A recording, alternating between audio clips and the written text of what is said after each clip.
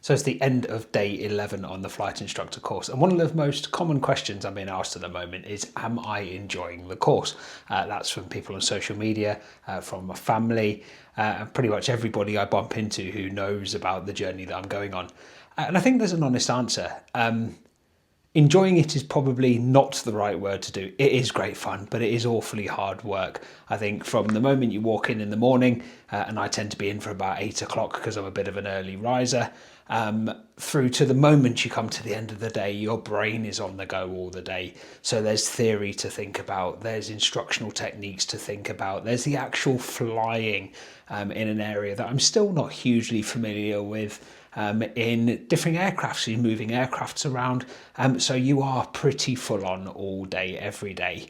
That said, the course is actually professionally enjoyable. Every time I fly, whether I'm being taught by the instructor or whether I'm teaching the instructor, role-playing the instructor, that was a lot of instructor words, I'm learning more about myself, more about my capabilities and limitations as a pilot, and also about how students behave, how they learn, and how in some cases the choice of words that you use as an instructor really do vary the outcomes of the students that you are training. Today we did stalling. A relatively straightforward, in inverted commas, lesson, but one that has huge importance. Any of you that fly will know that effectively responding to the early stages and the fully developed stall is an essential life skill. A stall at 3,000 feet isn't going to be a massive problem if you're a little bit slapdash in your recovery. You've got plenty of height. A stall at 100 feet when you're on a short final, if you don't recover correctly, could be the difference between you walking away and not walking away. It's an essential skill that we get right. Up on my exercise this afternoon, I taught my student, and I wasn't quite clear enough with how to ease the control column in the unpowered recovery.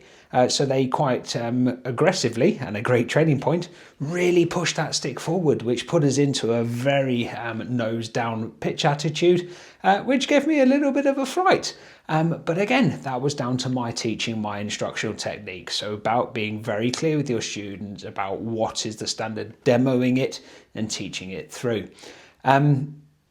Hopefully tomorrow, much more stalling. So we've done exercise 10B part 1, which is stalling in the clean configuration.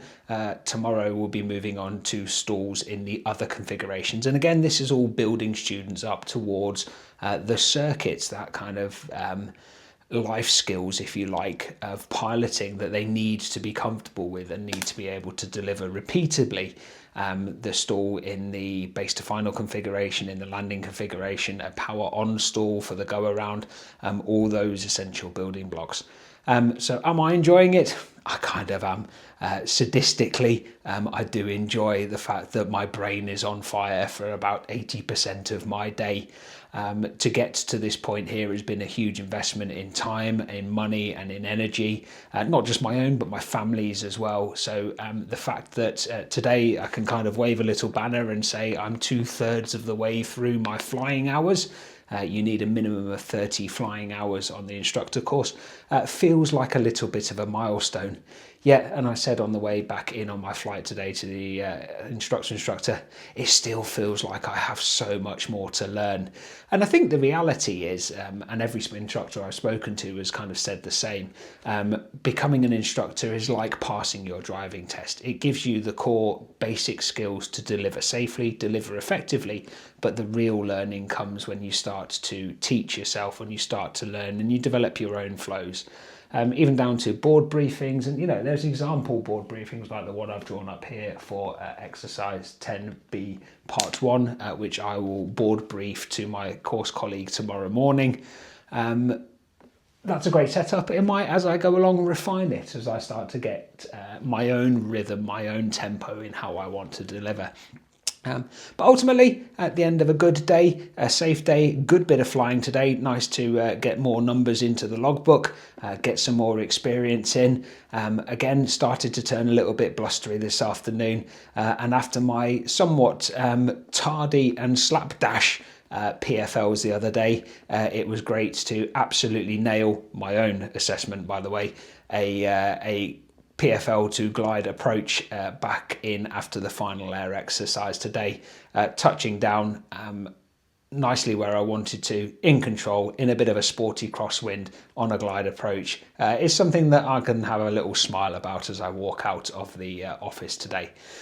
So let's see what tomorrow brings. Hopefully that weather forecast stays good and we can get up in the air.